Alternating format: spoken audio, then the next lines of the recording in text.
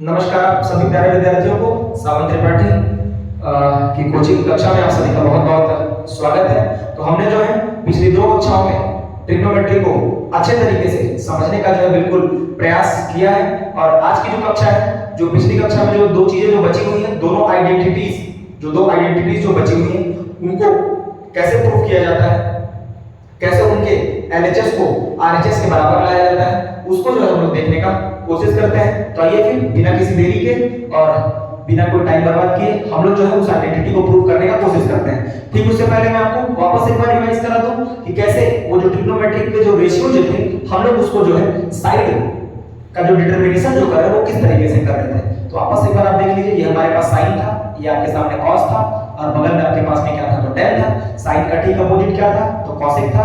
Cos का opposite क्या था, सेक था। टेन का अपोजिट क्या था, आपके सामने कॉट था।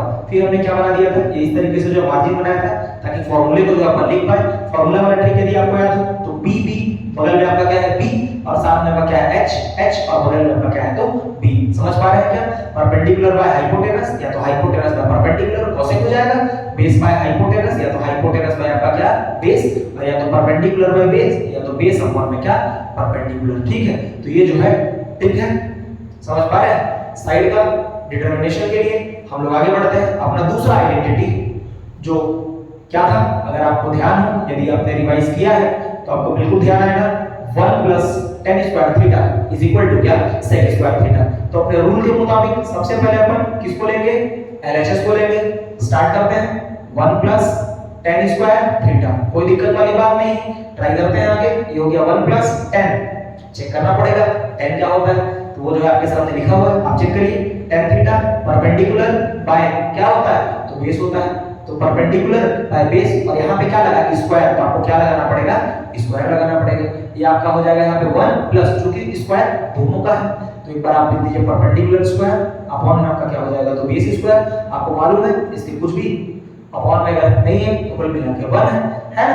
1 और बेस स्क्वायर का यदि जब आप एलसीएम लेने जाएंगे तो आपका क्या आ जाएगा, बेस का स्क्वायर, और 1 से जब आप बेस स्क्वायर में डिवाइड करेंगे तो बेस का स्क्वायर आएगा और ऊपर 1 में क्या कर देंगे, मल्टीप्लाई कर देंगे। तो ये आपका बन जाएगा बेस स्क्वायर। बेस स्क्वायर से बेस स्क्वायर में डिवाइड होगा, कैंसिल आउट हो जाएगा, 1 बचेगा और 1 का परपेंडिकुलर स्क्वायर में क्या किया जाएगा आपका, मल्टीप्लाई, तो परपेंडिकुलर स्क्वायर आएगा। अब इसको थोड़ा सा जो है हम लोग क्या कर लेते हैं, अरेंज कर लेते हैं। तो परपेंडिकुलर स्क्वायर आपका आगे और बगल में आपका क्या हो जाए, बी स्क्वायर, और अपॉन में आपका क्या चल रहा है, तो बेस का स्क्वायर। और ये जो है पिछली वाली क्लास में मैंने आपको बताया था, एक बाबा जिनका नाम आपको जो है ध्यान रखना है, और उनका नाम क्या था, तो बिल्कुल पाइथागोरस। पाइथागोरस ने क्या बताया था कि भाई हाइपोटेनस का जो स्क्वायर होता है वो परपेंडिकुलर स्क्वायर के और साथ में बेस स्क्वायर के सम के क्या होता है, तो इक्वल होता है। ठीक है, तो वापस से परपेंडिकुलर स्क्वायर और बेस स्क्वायर क्या बन जाएगा आपका, हाइपोटेनस का स्क्वायर, और अपॉन में आपका क्या चल रहा है, बेस का स्क्वायर। अब ये तो गजब हो गया, हाइपोटेनस और साथ में क्या है बेस, वो भी अपॉन में। उसमें से हम लोग जो है रिलेशन देखने की कोशिश करते हैं कि कौन है उसमें से। तो यदि आपको देख पा रहा हूं तो सेक, क्योंकि सेक क्या है, हाइपोटेनस अपॉन में बेस। समझ आ रहा है? और क्या लगा हुआ है, तो स्क्वायर लगा हुआ है, तो हम लोग को जो है क्या लगाना पड़ेगा, ये हो गया आपका सेक थीटा, लेकिन स्क्वायर के फॉर्म में है तो क्या लगा देंगे हम लोग, स्क्वायर। और यदि आप ध्यान से देख पा रहे हो तो आरएचएस में जो है हम लोग को क्या लाना था, सेक स्क्वायर थीटा। तो ये जो है आपका दूसरा आइडेंटिटी है जो इस तरीके से जो है प्रूव होगा। ठीक है, हम लोग आगे बढ़ते हैं और अपने तीसरे आइडेंटिटी को जो है प्रूव करने का कोशिश करते हैं। ठीक है, तो आइए फिर देखते हैं हम लोग का तीसरा आइडेंटिटी। तीसरा आइडेंटिटी अगर आपको मालूम हो तो क्या था, 1 + cot स्क्वायर थीटा और इज इक्वल टू में क्या था, तो cosec square theta. Same method, same process उसी तरीके से अप्लाई किया जाएगा। वापस से अपन ले लेते हैं क्या बेटा, तो बाय एलएचएस में आपका क्या चल रहा है, माफ कीजिएगा 1 + आपका क्या है, cot स्क्वायर थीटा।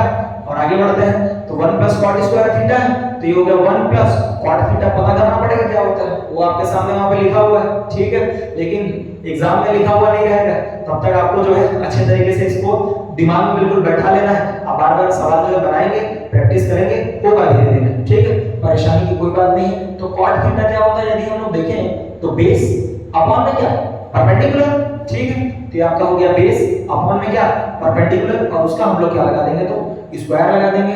सॉल्व करते हैं इसको, 1 + दैट मींस दोनों का स्क्वायर, बेस का स्क्वायर अपॉन में परपेंडिकुलर का स्क्वायर, इसके अपॉन में कुछ नहीं मतलब 1 1 और परपेंडिकुलर का स्क्वायर एलसीएम परपेंडिकुलर स्क्वायर 1 से डिवाइड करेंगे यही टर्म आएगा, वापस 1 में मल्टीप्लाई करेंगे तो परपेंडिकुलर स्क्वायर, परपेंडिकुलर से परपेंडिकुलर कैंसिल आउट, डिवाइड करने के बाद बचेगा 1 और 1 का बेस स्क्वायर है मल्टीप्लाई, वापस से क्या बच जाएगा बेस स्क्वायर। और आपको मालूम है फिर से आपको वही पुराना कहानी, perpendicular square base square, perpendicular square base square, वापस से क्या होता है हाइपोटेनस का स्क्वायर। किसने बताया? बाबा पाइथागोरस ने बताया।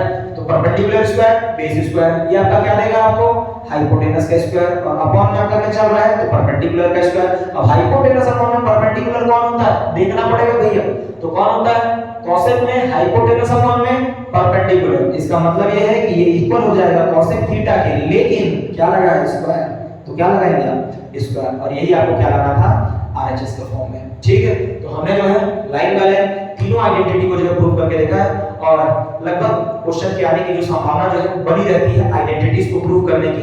तो आप जो है मैं उम्मीद कर रहा हूं बिल्कुल आप इन सब चीजों को बार-बार देखेंगे, रिवाइज करेंगे, और यदि ये एग्जाम में आता है तो बिल्कुल इसको जो है फोड़ देना है। ठीक है, चलिए।